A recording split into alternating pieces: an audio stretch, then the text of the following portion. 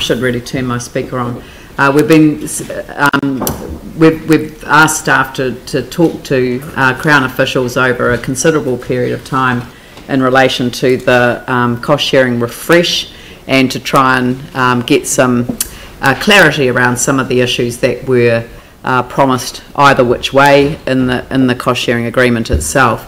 Obviously there are still some big picture ones, and I note, you know, council is still asking questions about the arrangements that were entered into at the time, and I think the arrangements that were understood by councillors at the time were not quite the arrangements that were entered into in terms of the cost sharing agreement, in terms of some of the components of it.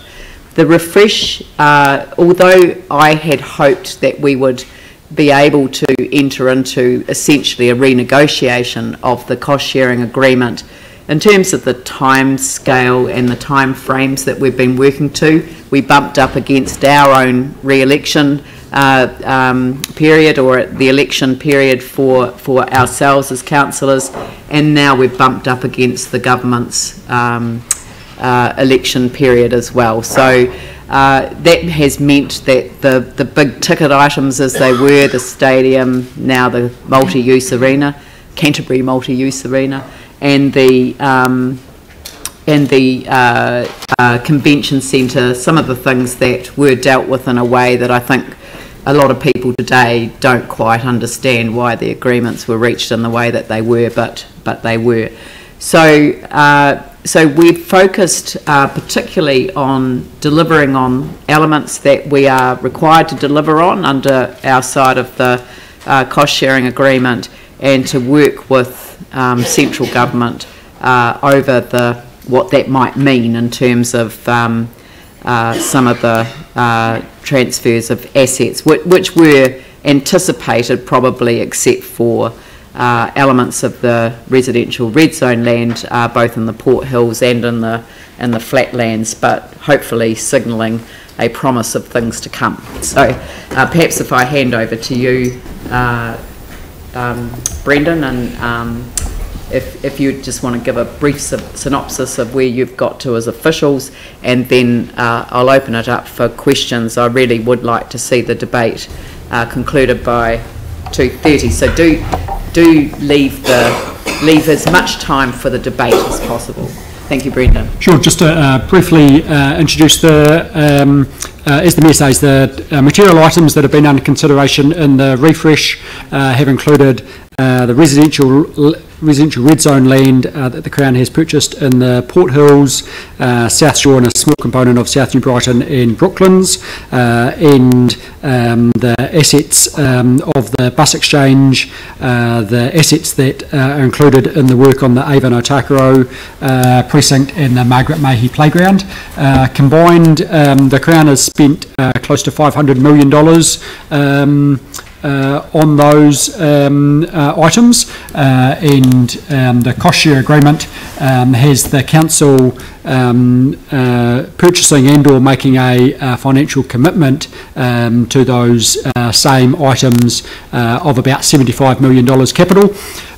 What we have arrived at with this proposal is that we've kept the capital contribution exactly the same as what Council has budgeted at $75 million, but what we have arrived at is some extension beyond what was contemplated in the original cost share agreement from 2013, in that the ownership of the bus exchange clearly transfers to Council.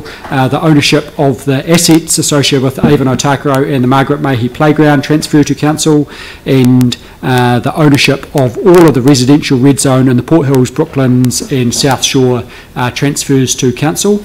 And as has been well traversed before, while the payment schedules in the cost sharing agreement might provide greater clarity than some of the what you're paying for, what this refresh has done is drawn all of those together, so that we're very clear that the amount that we have on budget is paying for the full ownership ownership of those assets. So that's taken considerable work between council officials and the Crown, but we're now at a stage where we can present to you the package of proposal. As you'll be aware, the Crown is comfortable with this package, and now it's for council volition to approve or otherwise the package. So I'm happy to take questions through you, Leanne.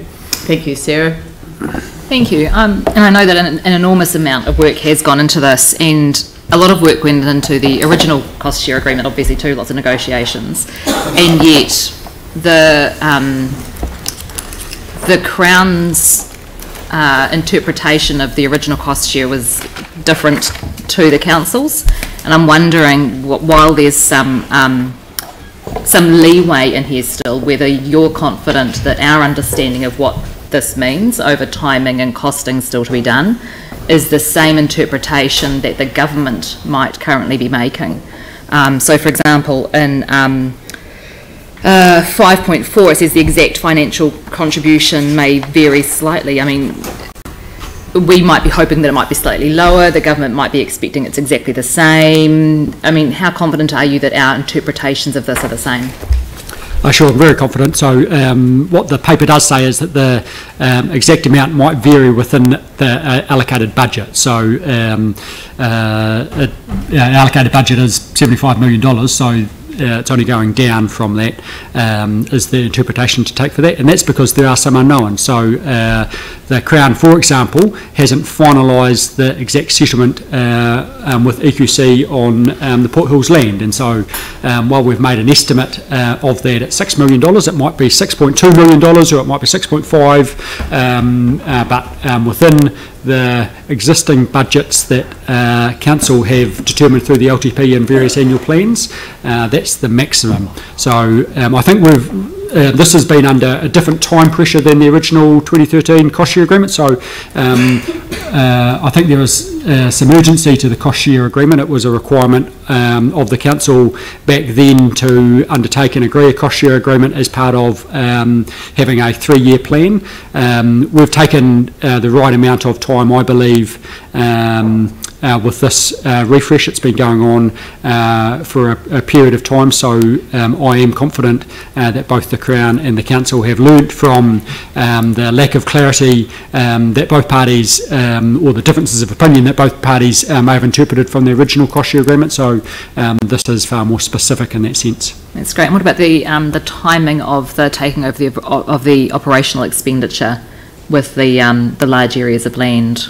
Those kind of things, because that's current expenditure that we haven't budgeted for, but the Crown is currently paying. Yes. And is it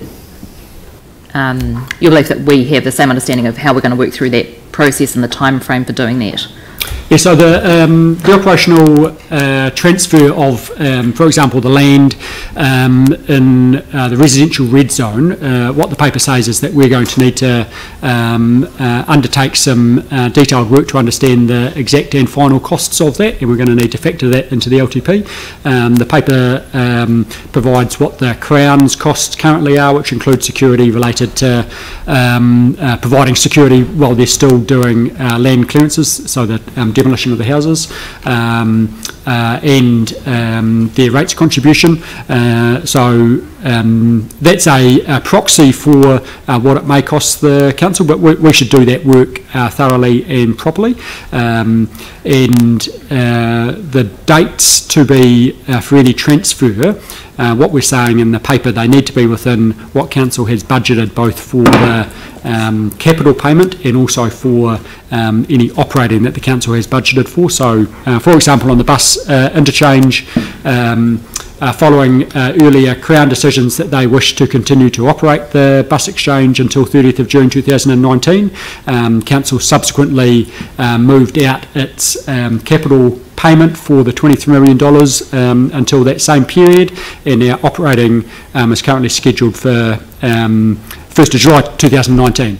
And so we are talking to the Crown that there are options there if they make up the operating shortfall earlier. So if they paid us the operating costs that they currently incur, then we could take it over with a suitable period of lead-in so that we could do the necessary work. But if they decline to do that, then the transfer would occur at the time that we've budgeted for. Thank you. Glenn and then Phil. Oh, thank you. I've had a couple of phone calls about this, Brendan. One person's quite concerned about insufficient time to consider it, but the question's around, I guess it's about the fine print. Would you questions that the concern is over forfeiting any rights or privileges, this is how they see it, under the Act. So is there anything there that we need to be... What Act are you talking about? What section are you talking about? I haven't got the actual part. This is more a general question, so... Yeah, but what Act are you talking about? The Regen Act. Hey? The Regen Act. This is their question. No, ownership doesn't... Yep. No, yeah, I know. Ownership doesn't affect the application of the Greater Christchurch Regeneration Act. Yep. So if it's residential red zone, then the only party that can promote a regeneration plan, if one is required, and I keep emphasising if one is required, it doesn't mean you can't do anything on the land. You can go through a normal RMA process, and that doesn't involve the Regenerate Christchurch. Right. But it's Regenerate Christchurch that if a regeneration plan is required, then they have to lead the work. But if we own the property as opposed to Lynn's, it does mean that we can move in terms of decisions that we make with a lot more speed than going through a government department that doesn't actually have money on budget for making the decisions that we make as a council. Right.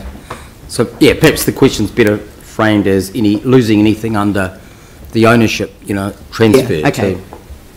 Sure. My general response to do you lose anything through owning property? The council owns a very large array of property throughout the district of Christchurch, and that allows council greater choice about what to do with the property. It might manage the property itself, it might gift the property, it might establish trusts, it can run it as a urban park, as a regional park, as a green reserve, it can do roads. So generally, if it's the question is, are there any losses associated with ownership? I don't believe so. It provides you options, but with ownership does come a cost of owning, obviously. You need to mow the lawns and you need to maintain the property, and depending on the state of that property, as is with much of the Port Hills, for example, there are natural hazards, and the same with coastal areas of our city. But the ownership of the property per se, in my view, neither advantages or disadvantages the council's obligation, irrespective of ownership, to mitigate natural hazards where that's possible and feasible. Okay, thanks. Yeah. Phil? So, Brendan, my question really is around the costs for council, which I don't really see in the report in relation to, and I think they would be capital costs. If, for example, when we're referring to roads and streets and lanes that council own, and where there's we're responsible for putting in retaining walls, and bunds, that kind of thing.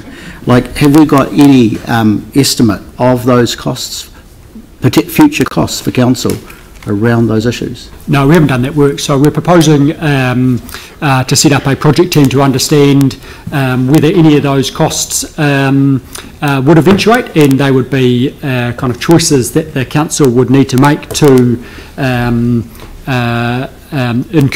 incur that cost. So they would be choices of council. We would need to come back to you with any capital costs. For example, if we wanted to put a road through a residential land that's currently residential red zoned, then that would be a decision of council. So that's an area, though, where, you know, as you indicate in the report, that there's a level of risk attached to that for council in terms of I wouldn't describe it as a level of risk because I think you're the decision maker on those decisions. So we haven't factored in any money, and because you haven't made any decisions to incur that expense.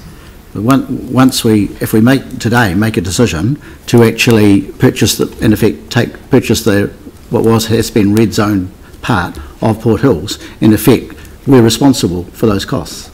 No? I don't believe you're responsible for costs that you haven't made a commitment to incur.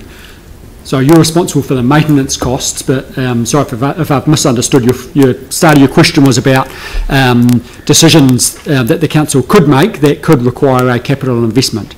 So in the absence of council making those decisions, obviously staff haven't budgeted the costs. If council was to make those decisions, like they wanted to, for argument's sake, build a retaining wall or put a road in or something like that, that would incur a capital expense. That would need to be a decision of council. So for those properties where the costs are listed, we don't really know though what, and they would be part of income for council, the sales, the profits from sales, but we don't know the excess costs, say, for a number of those properties.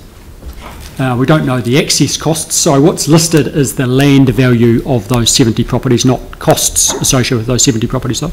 And not the cost for council? No, we haven't listed the cost for council. Okay. We've listed the land value of those 70 properties. Thanks, Brendan. Dion, Sarah, Yanni. My question was on those 70 properties, how is it determined, or how were they determined?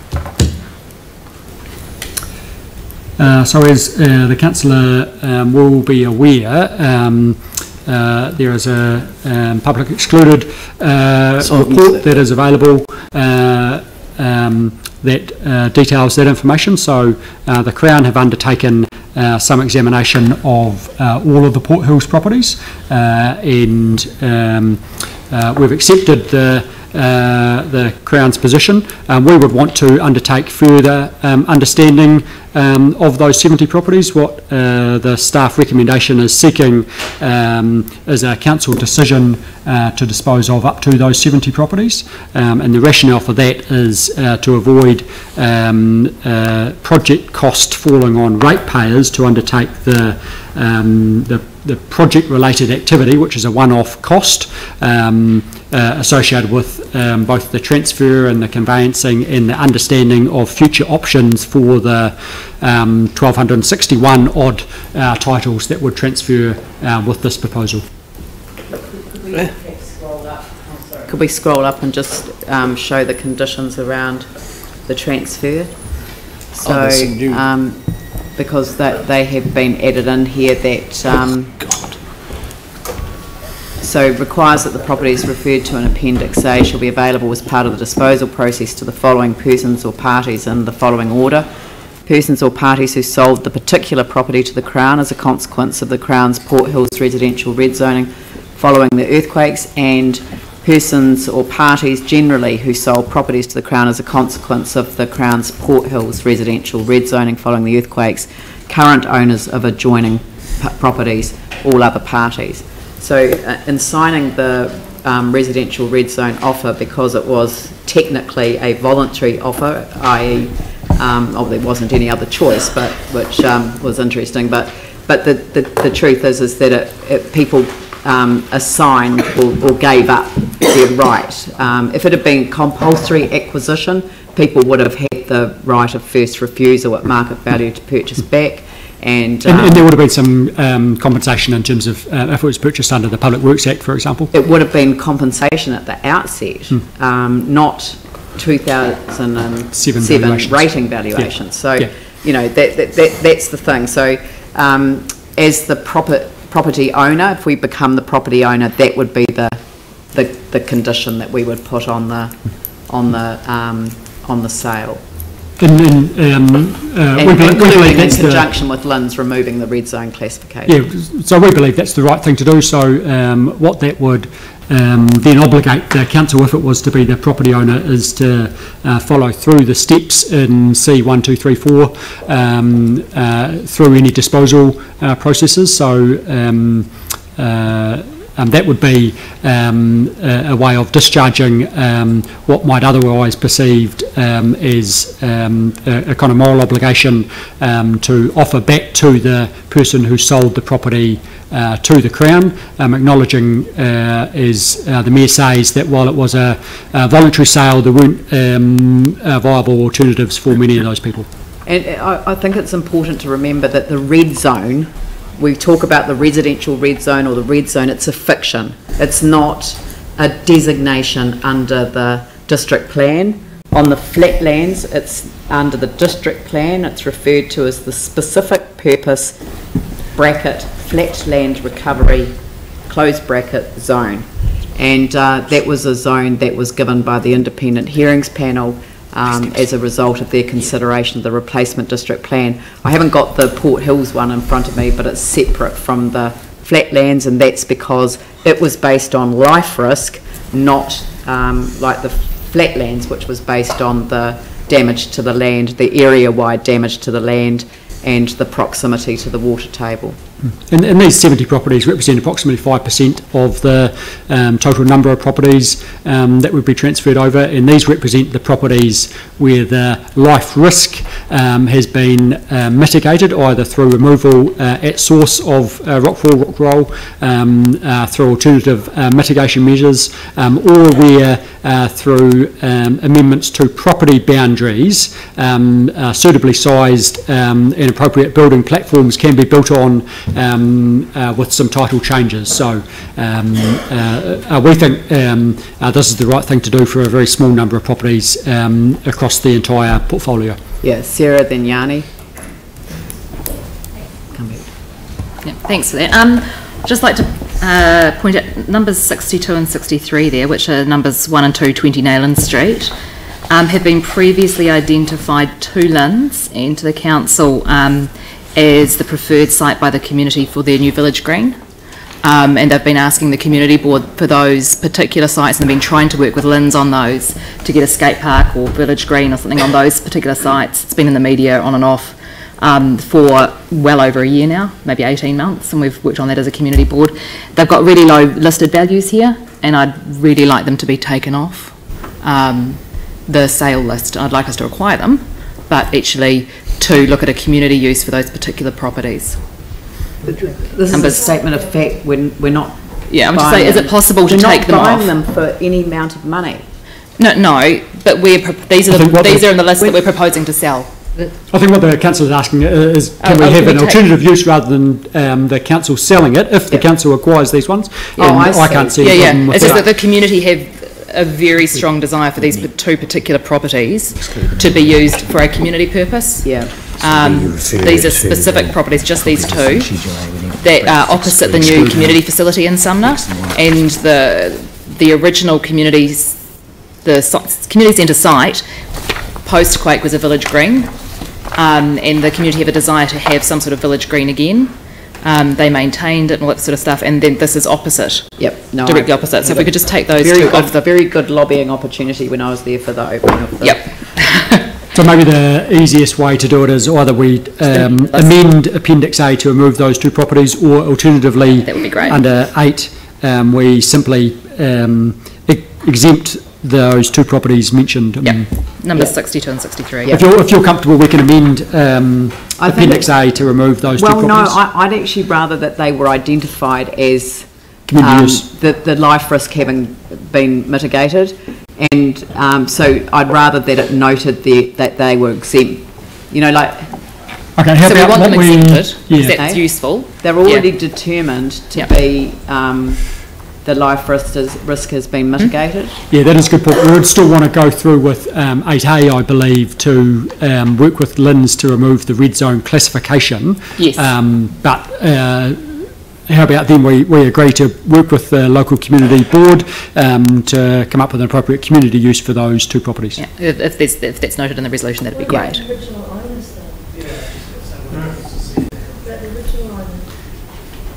You'd be excluding them from that possibility.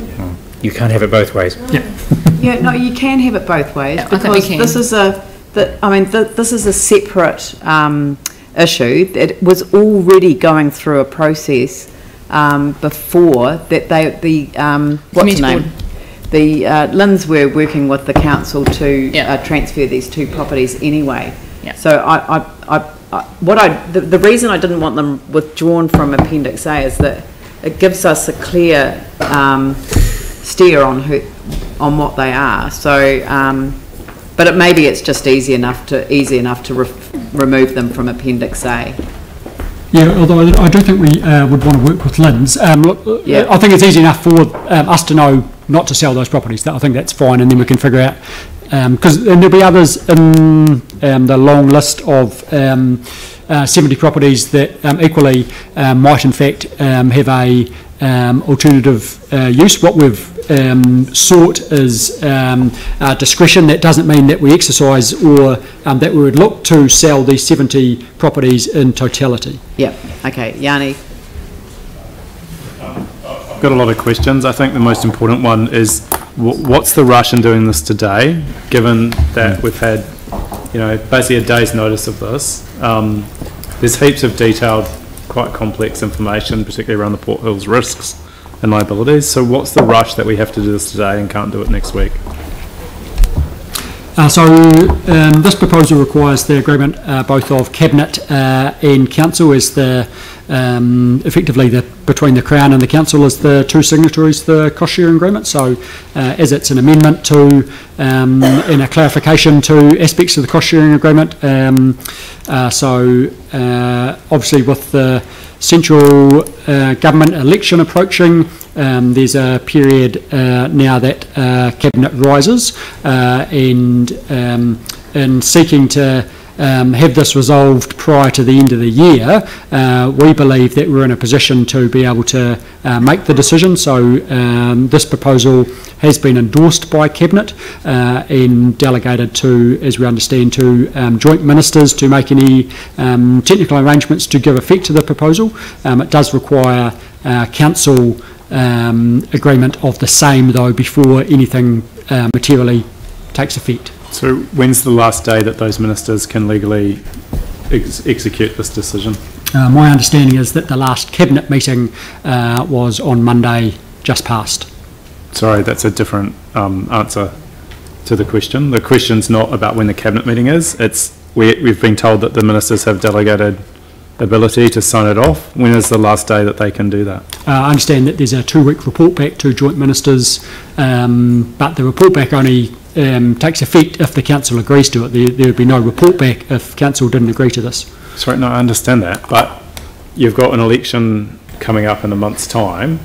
We've been given a day's notice of this. Well, no, we had a good discussion. Day and a half notice. So just trying to understand. Yanni, I'm going to pull you up there because actually we've been discussing this on and off for the last several months in terms of where we have got to with our conversations with the Crown. All we are agreeing here are things that are in the cost sharing agreement agreed to, except for the transfer of more land than we agreed to on the Port Hills, and land that we hadn't yet agreed to, but which indicate a fantastic outcome for the city in terms of the residential red zone for the future. Argue the merits of this or not. I'm trying to understand the process. We had a late supplementary report, and I can't understand. But it's not in a vacuum. You're making it sound like the only time that we've ever looked at some of the issues that we've been discussing. What we had hoped to do was do something much bigger. We ran up against an election. We can't. This is a part of a process that will continue after the election, but if we want to come back and renegotiate every single element of this, which is simply what we are required to do. I mean, the council actually doesn't need to sign off on transferring the money that we have in the cost sharing agreement. That's already been budgeted for. It's already, sort of in place. What has changed is the residential red zone, the two residential red zone flatlands or 3 areas, and the Port Hills red zone being more land. I And also understand final all of confirmation, that, but- obviously, that we would own the bus exchange in exchange for our payment, and we would own Margaret Mayhew assets, and we would own the assets that the Crown is investing in the Avon River precinct. Sorry, I So I guess what understand hasn't been all in of the that. In public terms of arena local is that- democracy, in terms of councils acting under the Local Government Act, having a late supplementary report is generally considered only when there's a special reason to do it, and we can't do it through the normal formal processes that we have and the statutory timeframes that we have. And what I can't tell from this report is what is the urgency in doing this today versus at a council meeting next week, given the magnitude of the decision that we're being asked to make, given that we've had people being contacted by members of the public with concerns, and maybe some of us may have been contacted by other members if there'd been more notice of this coming to council. So what I'm just trying to understand is, when is the cut-off for council to make a decision that the ministers need to execute?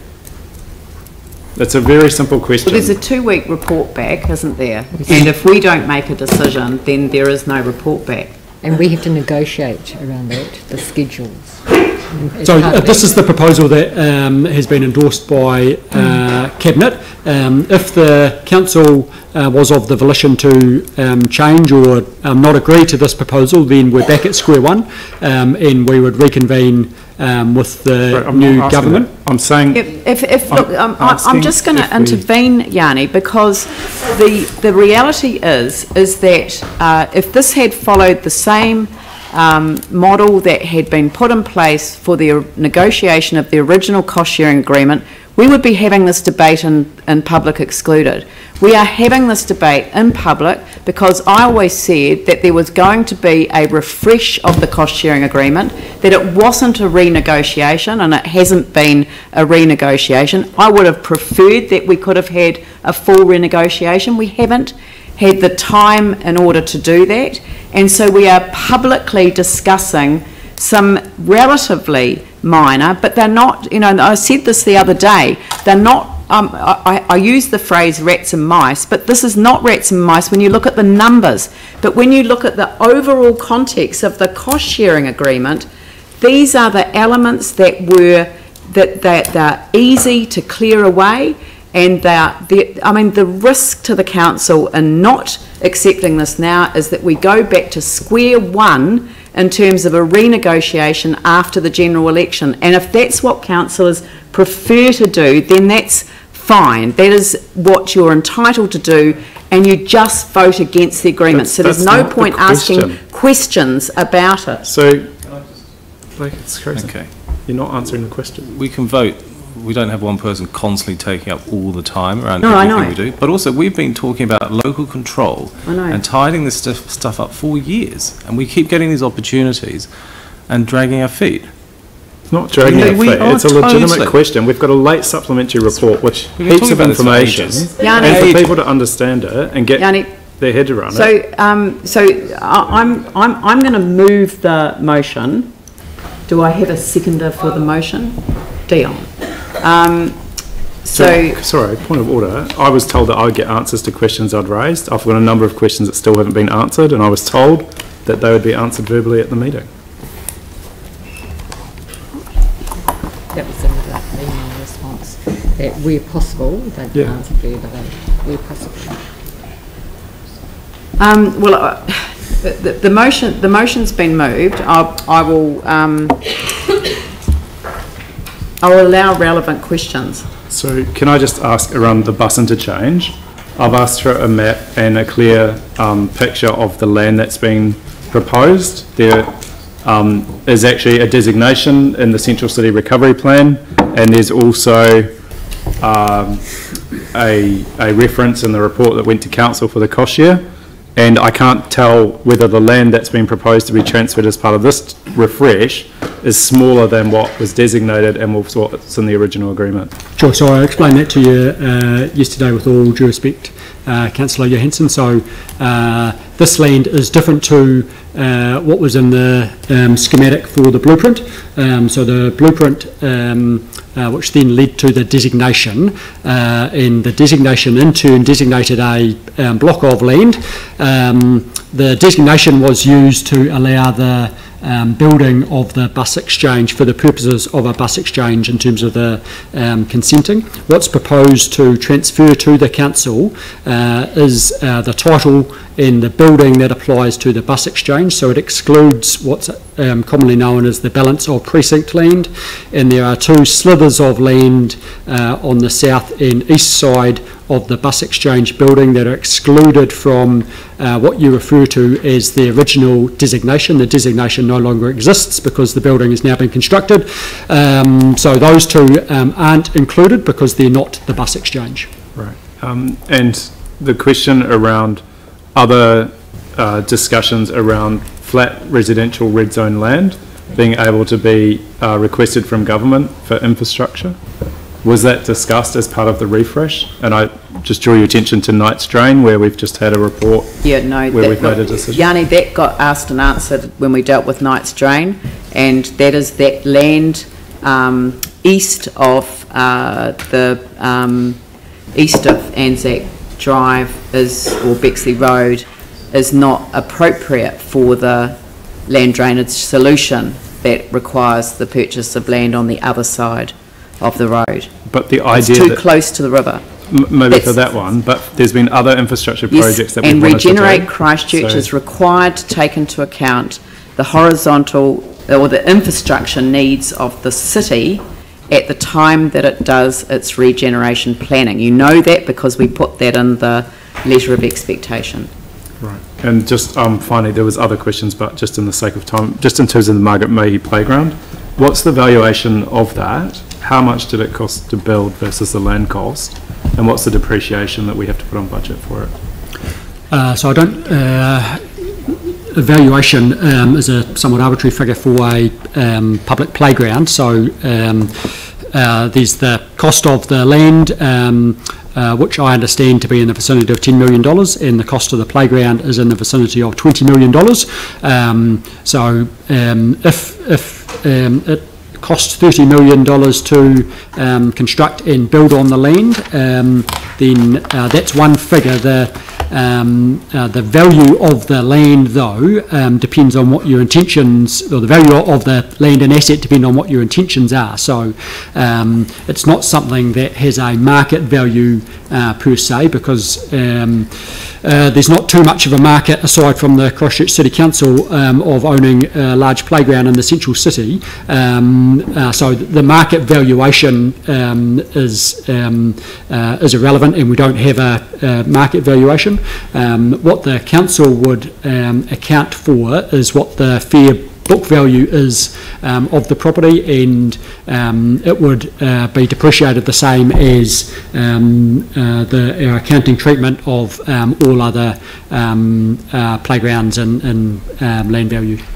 Okay, and just to clarify, we don't have a map of the property that's coming to us. Does it include the car park that's adjacent to it? We will, through the course of this, undertake considerable activity with LINZ to transfer that, and that will include the respective maps and the titles and so forth. So our understanding of the transfer of the Margaret Mayhew playground is that it does include the car park and the area that's now been established for the barbecue, down to the River Reserve. The River Reserve obviously never transferred to the Crown, and is technically still in council ownership, although I think it's probably Crown ownership that the council administers, so it will include that entire area. Thank you. Right, so I'll open it up to debate. I'll put the resolution. Oh, Yanni? Well, I appreciate that. You know, it's good to get this clarification, and there's some positives in this deal. I don't support us rushing into doing this today, and my preference would have been to have it follow the normal council decision-making process, and that we actually get sufficient time to go through what the liabilities are. My main concern is that we could be exposing ourselves to significant financial risk through this refresh. and I don't feel that we've adequately got enough information today to be able to make that call with any degree of certainty. So I appreciate a lot of work's being done on this. There is a lot of sadness, I think, that things like the Port Hills red zone wasn't able to be dealt with quicker, and we've heard from some councillors today, people have been asking for 2 years to try and acquire some land for community benefit, and, you know, ironically we just opened the Sumner Community Centre last weekend, and the whole thing could have been completely different if we'd been able to have these conversations at a much earlier stage. So I think there is some significance in acquiring the land from the Port Hills for some community benefit, but I also think there's a huge risk and possible financial liability that would go alongside it. I'm not supportive of us making a decision today either to sell off that land. I think there needs to be a lot more work done around what that process would be, because I think how can you do it for some and not others, and who's the right people to consult and engage with over what we do there. Is it the whole city? Is it those communities that were deeply affected, or is it those individual landowners? So I think there needs to be much more thought given before we make any firm decision about selling off land and then using the proceeds of that land to pay for the maintenance and the other costs of things that we're doing. In regards to the bus interchange, I do feel that we should actually be getting the balance of precincts so that we can future-proof that. I think it's it would be incredibly short-sighted not to have control over what happens adjacent to it, and particularly if we just face an uncertain future with public transport. We don't know how things are going to develop, but it would be good to have some protection that, you know, things could be expanded and protected from adverse development in the future. So I appreciate the work that's gone into this. Brooklands and South Shores are not areas I have a great knowledge of, so I guess other local councillors will know more about the risks and the liabilities of those areas. But I do know that the Port Hills has been a very sensitive area for a lot of people, and it really, if it goes through today, this really does need to be done with a great degree of caution. But I still maintain that I can see no urgency in us needing to make a decision today, and that we could be doing this next week, and I don't think that would adversely impact on this discussion. David? Thank you. Look, my comments really relate to the South Shore and Brooklands areas. I've represented the coastal ward for 14 years and battled for every advancement in the area. That coastal area has great potential, and yet it's sort of unrecognised and underappreciated by successive councils. The community concern that I'm being told at the moment is that by handing the land back to the council, there will be a continuation of entrenched attitudes and defective thinking towards the coastal ward, attitudes that have existed for decades. I'll just quote a local resident, it was actually on Facebook a couple of days. The Christchurch City Council has been unrelenting in its efforts to block development in coastal areas. I think we can kiss goodbye to any hope of flood protection with the council holding the land. Government has let us down by handing this land over. I hope I'm proved wrong. Comments such as this are related, that I've just related, are common. And there's a sense in my community that there's greater opportunity for obtaining a satisfactory result in dealing with multiple agencies as opposed to the council being in control. I could totally support this resolution if there was wording in the resolution that indicated a collaborative, collective responsibility for the council to work with the local communities to seek and implement restorative and protective processes in the South Shore, South Brighton and Brooklands areas. However, I will support the motion with the proviso that my reservation/opposition to the transfer of the South Shore Brooklands lands be noted. Thank you. Phil and then Dion. Look, I'd like to be able to support all of this, and I think like clearly things like the bus interchange and the Brooklands and South Shore areas, clearly they can become council assets, as well as the Margaret Mahy playground. But I do have more than reservations when it comes to the potential costs for the recovery of the Port Hills, what's currently red zoned, in terms of, we've heard from staff, we've got no real idea of the future costs around important parts like the retaining walls and bunds, which are really, really expensive. So it's with some reluctance that I cannot support that part of it, and in effect won't be able to support all of it. I just think that I do not want to be pressured by the fact that, okay, we are on the nigh of a general election, but I think for me personally, I need more information before I can agree to that. Dion. I think one of the reasons that I wanted to second this was, ever since the Regeneration Act came in, the conversation around the city's been about local leadership and bringing back that local leadership and trusting the city to get on and do what's right by the residents. And I think there's some great opportunity. Jeepers creepers. I think there's some really good opportunity here for us to demonstrate that we can do what's right.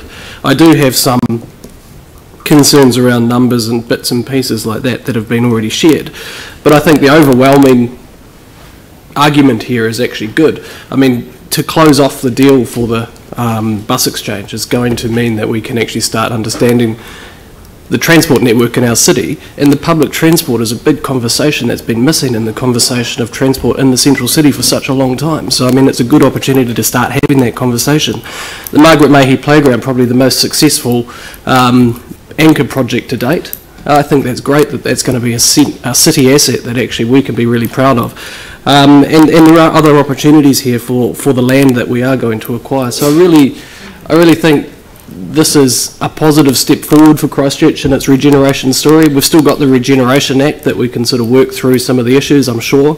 But there's some good people working there, and I hope that they can actually achieve positive outcomes for the people of Christchurch so that they can start trusting that local leadership is going to deliver the results that we wanted through the post-earthquake era. Thank you. Andrew? Thank you. So just to comment on a number of aspects of this proposal that's in front of us today.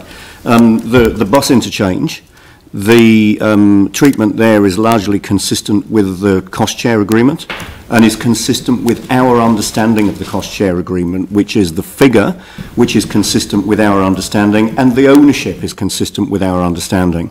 This is the opportunity presented to us today to acquire the bus exchange at the figure that we believe is correct and with the ownership model that we believe is correct.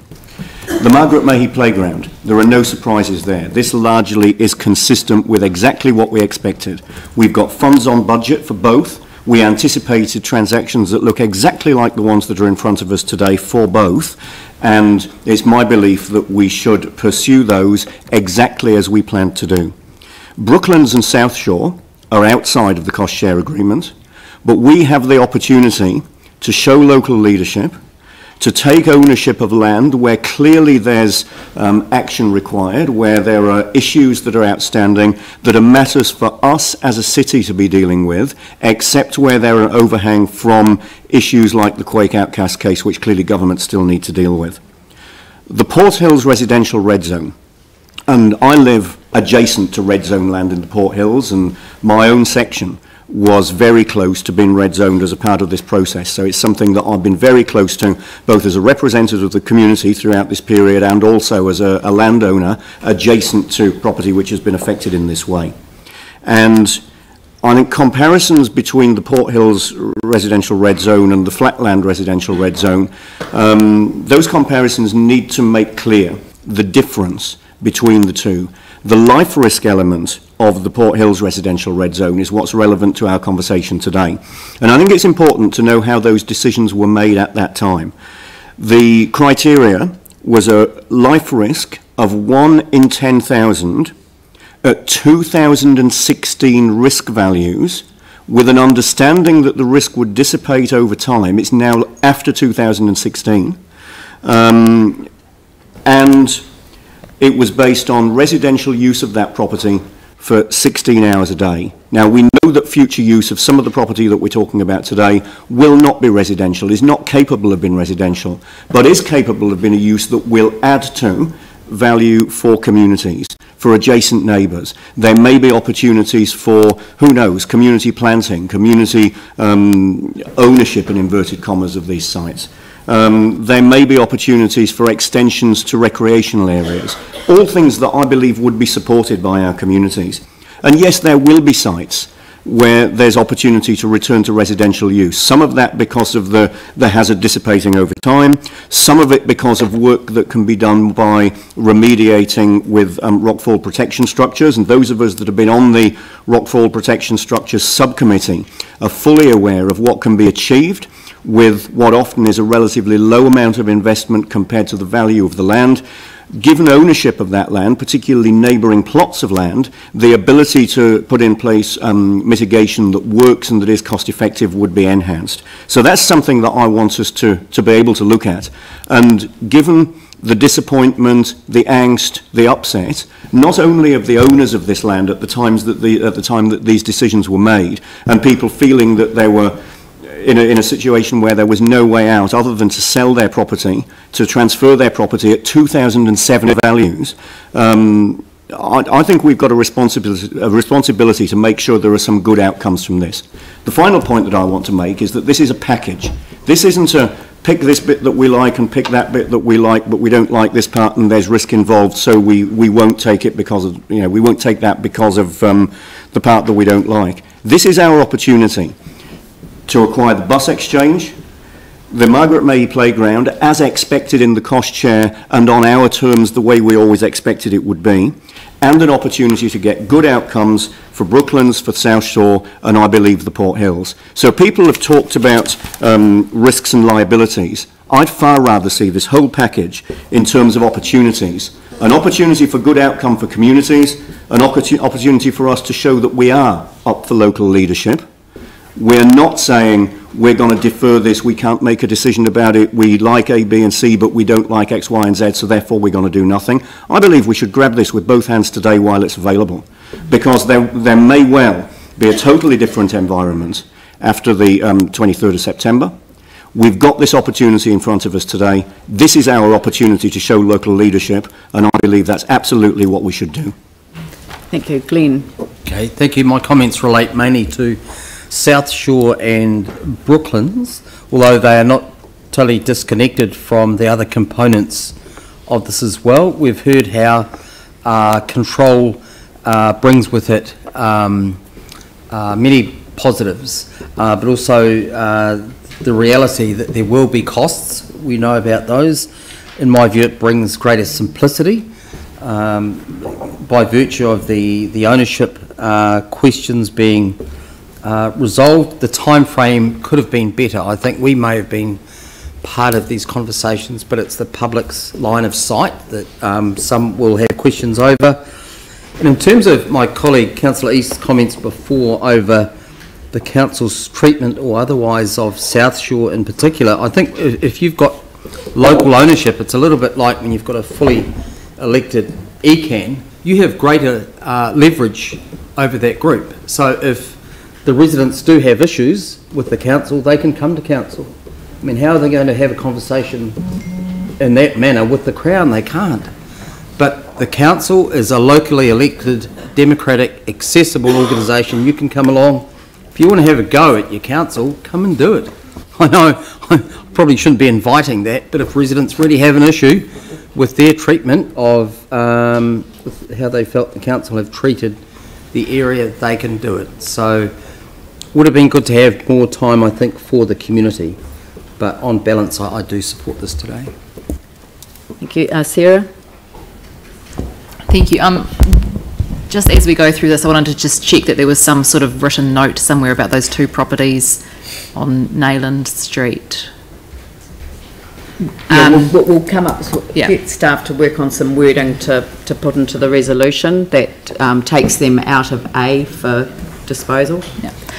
So I just, I had some concerns when I read the report initially, and they have mostly been addressed, and it is a package. I had concerns about Port Hills red zone land, even if the designation or classification of red zoning was taken off, I still had concerns about that been disposed of by the council without any sort of community consultation. I think that going through a process where now we're saying that we will offer back to the original owners does mitigate that, and going through that process in that way. I would like to see community groups being included as part of the, all other parties if Port Hill's previous landowners aren't wanting these sections. It may be that community groups also might want some of these for various purposes, actually to purchase, not just council doing things on them. The original cost sharing agreement did have lots of holes. This is a much smaller agreement or refresh, and while I still have issues with us not having done all of the due diligence work at this point and not understanding the operational expenditure, it is a package and there are benefits to having the package as a whole, so I will be supporting it. Thank you. Any others? I'll just wrap it up. I think that this agreement is good for Christchurch. We went right through the process of transition from the Canterbury Earthquake Recovery Act to the Greater Christchurch Regeneration Act, asking government to step back from the role that it had taken up in the recovery process and asking that we as a city take back local leadership. And that's why we've framed the whole discussion that we've been having with the Crown around local leadership. I'd like more to be on the table, but we haven't got time to address that.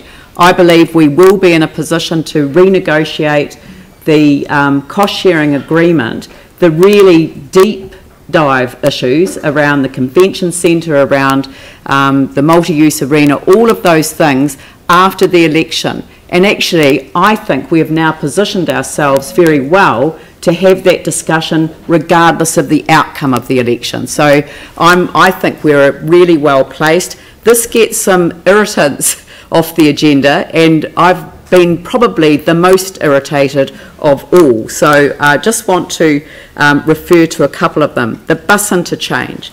Getting that resolved is a very good thing for the city. This was the amount that we were committed to contributing under the cost-sharing agreement. What wasn't determined under the cost-sharing agreement was whether it would be in public ownership or whether it would be in our ownership.